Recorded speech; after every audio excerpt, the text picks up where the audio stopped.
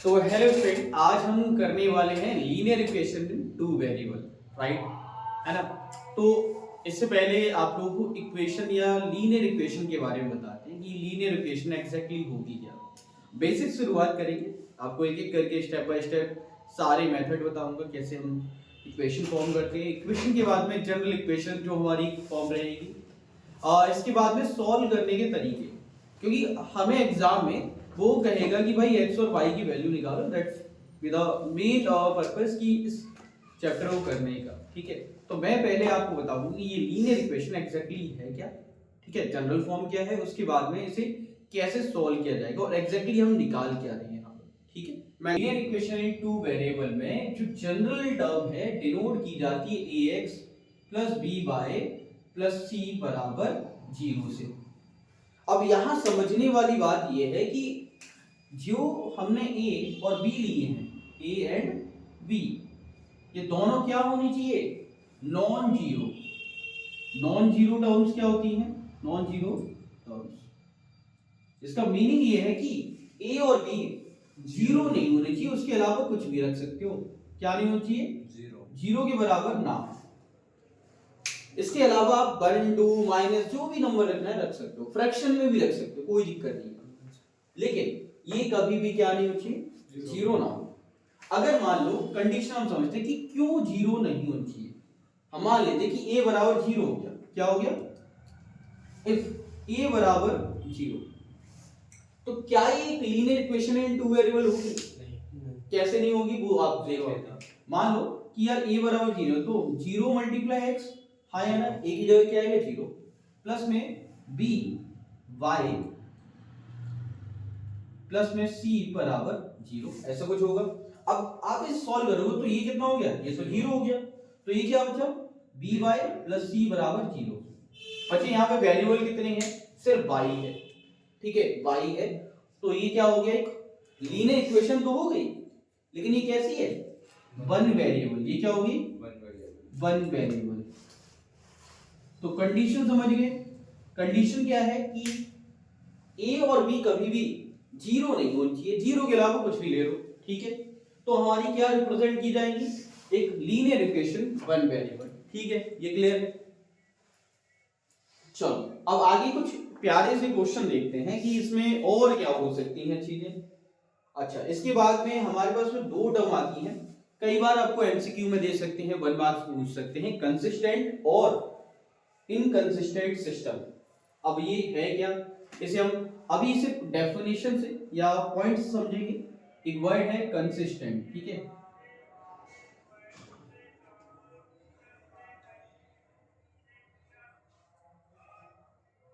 ठीक है, और दूसरा है इनकंसिस्टेंट।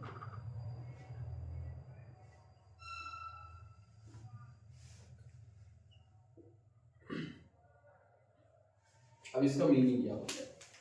तो देखो, जब भी हमें बोला जा रहा है कि कंसिस्टेंट है सिस्टम, है ना, तो उसमें क्या होगा? एटलीस्ट वन हमारे पास में सॉल्यूशन निकल के आएगा, कम से कम एक सॉल्यूशन तो निकल के आएगा। लेकिन इनकंसिस्टेंट में क्या है? No solution. क्या होगा? No solution. इसमें क्या होगा? At least one solution. क्या होना चाहिए? कम से कम एक सॉल्यूशन तो होना चाहिए भाई। किसी भी इक्वेशन का एक सॉल्यूशन अगर है, कम से कम एक सॉल्यूशन है, तो आप क्या कहेंगे? कंसिस्टेंट है। वन मार्क्स में देते हैं कि कंसिस्टेंट है कि नहीं। और इनकंसिस्टेंट में क्या है? कोई भी एक सॉल्यूशन ही नहीं निकलेगा, आपको एक प्रॉपर वैल्यू ही नहीं निकल के आएगी इक्वेशन में जो सेटिस्फाई करे आपकी इक्वेशन। ठीक है, तो उस केस में हम क्या कहेंगे? कंसिस्टेंट और इनकंसिस्टेंट कहेंगे। ये टर्म आपकी क्लियर है? अब इसके बाद सीधे हम जाते हैं किस पे? ग्राफिकल रिप्रेजेंटेशन देखते हैं कि कैसे हम लीनियर इक्वेशन टू वेरिएबल को ग्राफ पे रिप्रेजेंट कर सकते हैं। ठीक है, अच्छा यहाँ पे अगर कंफ्यूजन लगे तो ऐसे समझो, ग्राफ का मीनिंग क्या है कि आप लोगों ने पहले ही पढ़ा हुआ है, आपने क्वाड्रेंट के बारे में पढ़ा है। ये अपना फर्स्ट क्वाड्रेंट होता है, ये सेकंड है, और ये थर्ड, और ये फोर्थ क्वाड्रेंट है। इसको थोड़ा अच्छे से बना लेना स्केल की हेल्प से। ठीक, अब इसमें समझने वाली बात क्या है? देखो, पेपर में तो आपको ग्राफ मिलता है, लेकिन जब नोटबुक पे करते हो तो कई बच्चे पता है गलती करते थे, वो यहाँ पे तो लेंगे वन यहाँ पर, ठीक है, और यहाँ ले लेंगे वन यहाँ, तो ये डिफरेंस जो आप देख रहे हो बहुत ज्यादा हो गया। स्केल तो ऐसा नहीं हो सकता, स्केल तो प्रॉपर होगा। तो हमेशा चेक करना कि आपका जो डिफरेंस है ना, अगर आप नोटबुक बना रहे हो तो स्केल की हेल्प से बनाओ ताकि वो एग्जैक्टली सेम हो। ये क्या हो, एग्जैक्टली सेम हो। ठीक, इस प्रकार से आगे आप प्रोसीड करेंगे। जो लीनियर इक्वेशन होती है, जो मुझे एग्जैक्टली बताना है कि लीनियर इक्वेशन की जो ग्राफिकल रिप्रेजेंटेशन क्या होगी, तो वो हमेशा एक स्ट्रेट लाइन होती है। क्या होगी, स्ट्रेट लाइन होगी। जैसे हमने मान लिया एक ये थी और दूसरी ये होगी, ये L1 और ये L2। मतलब एक इक्वेशन हमारी इस तरह से जा रही होगी, दूसरी इस तरह से। अब इसका मीनिंग क्या है, देखो जब हम इक्वेशन को सॉल्व करेंगे, पेज नहीं आता था। ओके, काफी चीजें हैं कि linear equation in two variable को हम कैसे सॉल्व करने वाले हैं, ये चीजें होगी। अब सीधे सॉल्यूशन पे आते हैं, समझते हैं जो मेन चीज है इस चैप्टर के अंदर कि यार इन इक्वेशंस को सॉल्व कैसे करना है। ग्राफिकल रिप्रेजेंटेशन होगी। अब हम सॉल्व करने के तरीके समझते हैं कि लीनियर इक्वेशन टू वेरिएबल को हम सॉल्व कैसे करने वाले हैं। ठीक है, अब हम यहाँ पे कुछ इक्वेशन लेते हैं। ठीक है, हमारे पास जो मेथड होते हैं सॉल्विंग फॉर लीनियर इक्वेशन, उसमें एक पहला होता है ग्राफिकल मेथड, यानी कि ग्राफ मेथड, कि हम ग्राफ पर सॉल्व करेंगे। ठीक है, फिर इसके बाद अलजेब्रिक मेथड आते हैं। ठीक है, अब इसमें अलजेब्रिक में हमारे पास में दो मेथड है। एक हमारा एलिमिनेशन है, ठीक है, और एक सब्स्टिट्यूशन है। दो मेथड्स की हम बात कर रहे हैं। इसके अलावा भी मेथड है जो आपके सिलेबस का पार्ट नहीं है। हमें दो मेथड समझने हैं। अलजेब्रिक में एक ग्राफ मेथड समझना है। इक्वेशन बना दो, ठीक है, इक्वेशन बना लो, उनको समझना और आपको क्लियर हो जाएगा। ठीक है, चलो पहले ग्राफ से सॉल्व करते हैं इक्वेशन। तो यहाँ पे हम एक ग्राफ के लिए इक्वेशन ले लेते हैं ताकि आप आसानी से समझ पाए कि यहाँ ग्राफ पे हम कैसे प्लॉट कर रहे हैं किसी भी इक्वेशन को। तो हमारे पास में दो इक्वेशन गिवन है, ठीक, उनको हम लिखते हैं और आपको बताते हैं कि भाई कैसे आप सॉल्व करेंगे। ठीक है, तो इक्वेशन एक हमारे पास गिवन है, दैट इज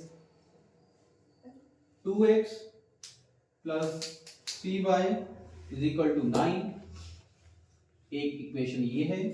दूसरी इक्वेशन हमारे पास में गिवन है 4x plus 6y is equal to 18। अब ध्यान से देखोगे तो इक्वेशन हमारी दोनों ही सेम है, मतलब एक स्ट्रेट लाइन को डिनोट करेंगी। तो हम इसे ना लेके हम दूसरी इक्वेशन ले लेते हैं इसकी जगह पर। ठीक है, एक इक्वेशन हमारी ये हो जाएगी, दूसरी हम ले लेते हैं अनदर इक्वेशन जो रिप्रेजेंट करे ऐसे पॉइंट्स को जो स्ट्रेट लाइन ना बनाए। तो हम यहाँ पे लेते हैं x प्लस में 2y इज इक्वल टू 4। अब एक चीज समझना कि भाई आपको ना ऑप्शन नहीं मिलेगा एग्जाम में कि आप अपनी अकॉर्डिंग इक्वेशन ले सकते हो। जैसे मैंने यहाँ पे चेंज कर दिया अपने अकॉर्डिंग कि भाई हम क्या करते हैं, एक अच्छी सी इक्वेशन ले लेते हैं क्योंकि मुझे तो समझा है बट आपको एग्जाम में पेपर करना है, तो वहां आपको चॉइस नहीं मिलेगी। यहाँ पे मेरे पास ऑप्शन है कि मैं इक्वेशन को जैसा चाहूँ वैसा कर सकता हूँ। अब दोनों इक्वेशन को सॉल्व करते हैं ग्राफिकल मेथड में। आपको पता है इक्वेशन में कैसे मिलेगा, आपको इक्वेशन गिवन होगी, ठीक है, और आपको बोलेंगे सॉल्व ग्राफिकली। 3 मार्क्स में 4 मार्क्स में क्वेश्चन मिल जाता है। तो चलो समझते हैं कैसे सॉल्व करना है। बहुत आसान क्वेश्चन है, बहुत आराम से आप इसे सॉल्व कर सकते हैं। तो हम इसमें पता है सबसे बढ़िया काम पता है क्या करेंगे, एक बॉक्स बनाएंगे। ठीक है, एक बॉक्स तैयार करेंगे, एक लाइन इस प्रकार से, एक लाइन इस तरह से, और यहाँ बॉक्सेस बनाते जाएंगे। एटलीस्ट 3 सॉल्यूशन, आप 2 भी निकाल सकते हो, आपका काम हो जाएगा। हम यहाँ पे 2 निकालते हैं, चलो ठीक है। यहाँ x और यहाँ पे y, यहाँ इक्वेशन लिखेंगे 2x प्लस 3y बराबर 9। ठीक है, अब आपको क्या करना है, देखो पहला काम होता है कि एक x के लिए आप कोई वैल्यू रख दो। जनरली हम जो वैल्यू लेते हैं 0 1 2 3 छोटी वैल्यूज लेते हैं। अब ऐसा नहीं कि आप x की जगह पे सीधे 100 रख दो, कैलकुलेशन बहुत बड़ा नहीं करना, छोटी वैल्यूज लेनी है। हाँ, -0 -0 और 0 में फर्क क्या है?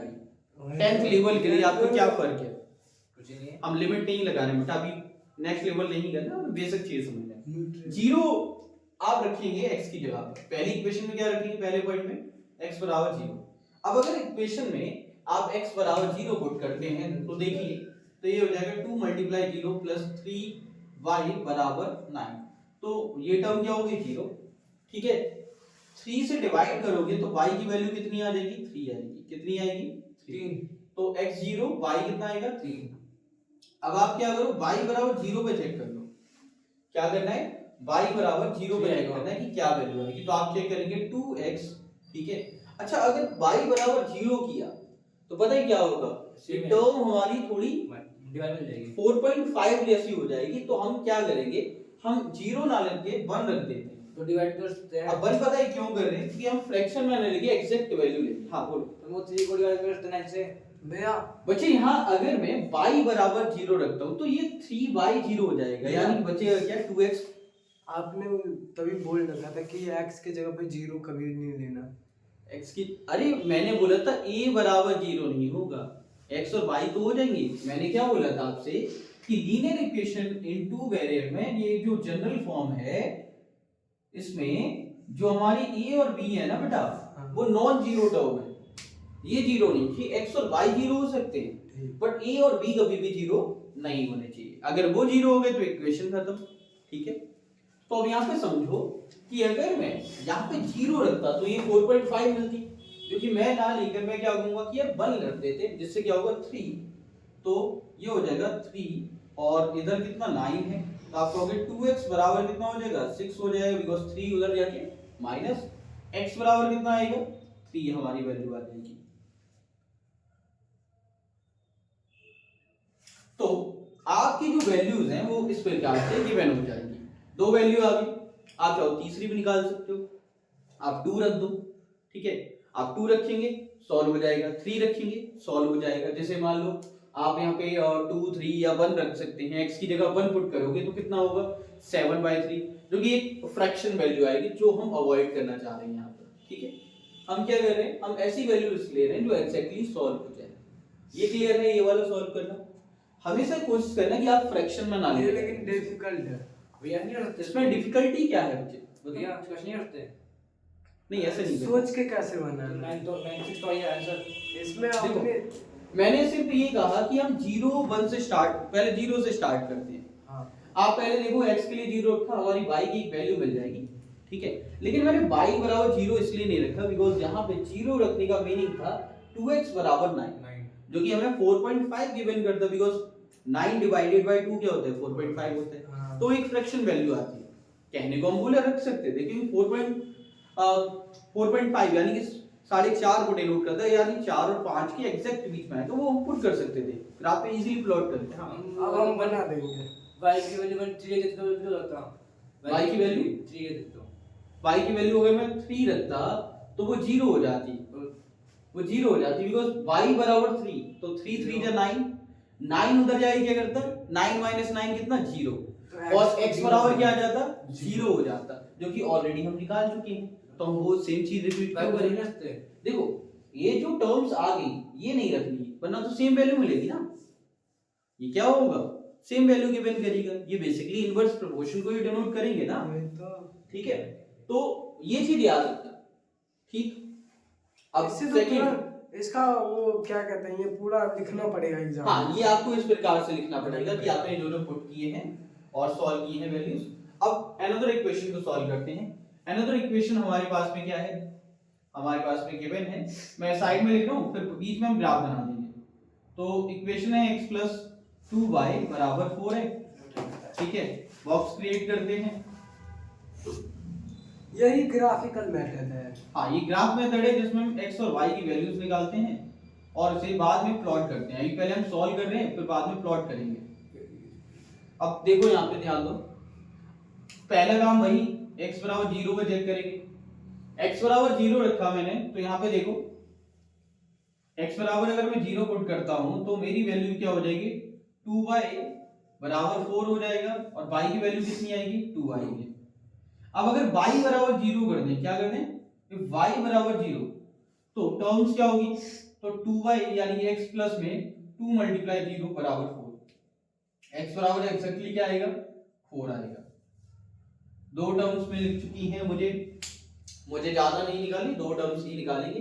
अगर कहा जाता है कि तीन टर्म्स निकालो, तीन वैल्यूज निकालो तो आप करेंगे, अदरवाइज दो भी कर सकते हो क्योंकि ग्राफ पे हमें प्लॉट करना है। ठीक, अब यहाँ पे हम वैल्यूज को क्रिएट करने के लिए एक ग्राफ बनाएंगे। आपके एग्जाम में आपको ग्राफ मिलेगा तो वहां कंफ्यूजन या गलती होने के चांस खत्म हो जाएंगे क्योंकि ग्राफ पेपर प्लॉट करना बहुत आसान हो जाता है, लाइंस उसमें गिवन होती हैं तो आप एग्जैक्टली कर सकते हैं। ठीक है, लेकिन जब आप नोटबुक बना रहे तो स्केल की हेल्प लेना। अब यहाँ पे कैसे करेंगे, तो ये तो हो गया पाई कोऑर्डिनेट। पहले देखो मैक्सिमम वैल्यू कितनी है, तो मैक्सिमम देखोगे तो x की कितनी है 4 है, तो हम 4 लाइन कर लेते हैं। आप चाहे तो 5 कर सकते हैं। ठीक है, 1 2 3 4 और एक 5। इसी प्रकार से 1 2 3 4 और एक 5। 1 2 3। देखो हमें इसकी आवश्यकता नहीं है तो हम इसे चाहिए तो ड्रॉ कर सकते हैं और नहीं भी कर सकते, इट्स डिपेंड ऑन अस। ठीक है, 1 2 3 4 5 बदलना सही करेगा 1 मस्त है, बता तो बच्चे बातें नहीं। ठीक है, इस प्रकार से हम कर सकते हैं। यहाँ पे हम नंबर्स की वैल्यू रखेंगे 1 2 3 4 और 5। अगेन यहाँ पर भी ये जो वैल्यूज होती है वो माइनस की होती है।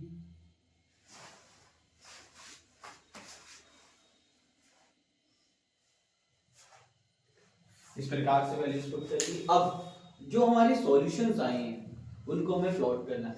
इस वाली इक्वेशन देखो 0 3 है, x की वैल्यू कितनी 0, y की वैल्यू 3, तो x 0 यानी कि ये इस पॉइंट पे रखेगा, y कितना है 3, तो पॉइंट क्या आ जाएगा हमारा 3, ये वाला। ये माइनस में हो तो माइनस हुआ तो नीचे, y का माइनस है तो x है तो इधर। ठीक, अब एक पॉइंट आ गया आपका, इसे आप मार्क कर सकते हैं कितना 0,3। हमेशा याद रखना पहले क्या लिखोगे x की वैल्यू बाद में y। ठीक है, ये xy कोऑर्डिनेट है, क्या है xy। ग्राफ के अलग मार्क्स होते हैं। हाँ, ग्राफ बनाने के अलग मार्क्स होते हैं या एक भाई ग्राफ नहीं बनाओगे तो नंबर भी नहीं मिलेंगे। ठीक है, ग्राफ ही तो पूछ रहे हैं, सॉल्व करने का मीनिंग क्या, आपको ग्राफिकली सॉल्व करना, एंड में ही दिखाना होगा। वो लिखा नहीं लगा फिर अरे आपने तो नहीं दिया तो फिर नंबर कटेंगे। अब समझो एक हो गया 0 3 और एक ग्राफ पेपर मिलेगा वहाँ। हाँ मिलेगा एग्जाम में। x की वैल्यू कितनी है 3 है, y कितना है 1 है, तो ये कहां पर आएगा एग्जैक्टली हमारा यहाँ पर y से 1 पर और x से 3 पर, यहाँ पर वैल्यू हमारी आ जाएगी जो कि क्या होगी x बराबर 3 y बराबर 1, ये वैल्यूज हो जाएंगी। और ये स्ट्रेट लाइन को डिनोट करेगा, आप दोनों पॉइंट को मैच करोगे तो एक स्ट्रेट लाइन आ जाएगी। और स्केल से करते हुए एग्जैक्टली 4.5 से मतलब 4 और 5 बीच से कट करके जाएगी। ओके हाँ, और ये मतलब एक माइनस का एक प्लस हुआ तो कोई दिक्कत नहीं, वो वैल्यूज के अकॉर्डिंग आ जाएगी। तो दोनों बीच में से कटेगा कैसे वो? अरे एक x की वैल्यू होगी y की, अगर मान लो y की वैल्यू नेगेटिव है x की वैल्यू पॉजिटिव है तो वो एग्जैक्टली इस क्वाड्रेंट में आ जाएगा हमारे पास में। नहीं मैं बोल रहा हूं एक हो ना तो 0.802 हमने ऐसी वैल्यू मान ली कि यार हमें कभी मान लो ये दे दिया -2 और +4 ऐसा करके, ठीक है, -2 +4। अब तुम कहोगे भैया ये कहां पर आएगा, तो आप देखो -2 कहां पर है, यहाँ पर है ना, -2 कहां है इस ग्राफ में, यहाँ पर, और +4 यानी y का 4, तो आप यहाँ से इस प्रकार से जाएंगे और +4 कहां पर है, यहाँ पर, तो ये पॉइंट क्या हो जाएगा ये वाला। मैं ये आप समझे नहीं, मैं बोल रहा हूं इक्वेशन आपको प्लस की दी हुई है माइनस की दी हुई है। कोई दिक्कत नहीं, सॉल्व करेंगे, सिंपल वैल्यूज तो हमारी इसी फॉर्म में आएगी, x और y की वैल्यू आएगी ना, माइनस की दे प्लस की दे, इक्वेशन को सॉल्व करना है। मान लो यहाँ माइनस होता तो उसके अकॉर्डिंग साइन वैल्यू चेंज हो जाती, कोई दिक्कत नहीं। पॉइंट पे दे दी तो आप उसे 10 से डिवाइड करके डिवाइड एंड मल्टीप्लाई करके सिंपल वैल्यू बना सकते हो, क्या दिक्कत है। ठीक है, एक लाइन ये हो गई। दूसरी हमारी क्या है 0 2, अब 0x का यानी कि y की 2 यानी कि यहाँ पे वैल्यू आएगी, ठीक है, और एक है x की 4 है और y बराबर 0 है, तो ये लाइन हमारी दूसरी क्या हो जाएगी इस प्रकार से। तो हमारी दो लाइन बन जाएंगी, एक L1 एक L2। अब यहाँ पे तुम देखोगे तो ग्राफ पे हमारी लाइन थोड़ी सी टेढ़ी नजर आ रही होंगी, आप यहाँ ध्यान दोगे तो ये लाइन थोड़ी सी टेढ़ी नजर आ रही होंगी, लेकिन जब आप इसे प्रॉपर स्केलिंग से करोगे तो आपकी लाइन जो देखना वो एकदम स्ट्रेट रहेगी। टेढ़ी मेढ़ी लहराती हुई नहीं होगी, क्योंकि अभी हमने ड्रॉ किया है ना, इस वजह से थोड़ा हुआ है। जब हम प्रॉपर स्केल से करेंगे तो ये लाइन हमारी एग्जैक्टली सेम बनेगी। तो ये ग्राफ मेथड है जिस पर हम सॉल्व करते हैं कि लीनियर इक्वेशन टू वेरिएबल को। क्लियर रहेगा? ये आपके एग्जाम में 3 to 5 मार्क्स पे 2-3 मार्क्स पे जनरली देते हैं, आपके यहाँ से 3 मार्क्स कंफर्म हो जाते हैं ग्राफ मेथड से। ठीक।